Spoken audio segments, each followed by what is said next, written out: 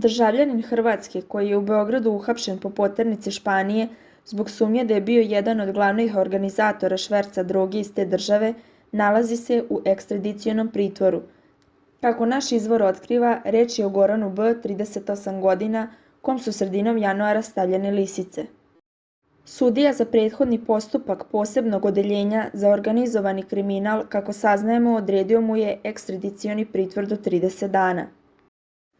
Špansko pravosuđe u tom roku trebalo bi da dostavi dokumentaciju na osnovu koju je sud odlučuje o daljim koracima, odnosno o izručenju uhapšenog po međunarodnoj poternici. U velikoj međunarodnoj akciji hapšenja osim srpske učestvovale su i hrvatska i španska policija, kao i Europol. Španski mediji objavili su da Goran B., zvani Brka, važi za vođu kriminalnog klana koji se sumnjiči da je iz Granade slao velike količine droge u centralnu Evropu. GB, kom je nadimak Brka, nema krivični dosije i živeo je u luksuznoj kući u Marbelji, sa suprugom takođe Hrvaticom koja se bavi estetskom medicinom. Uhapšeni je uvek imao telohranitelje i to srpske državljanine.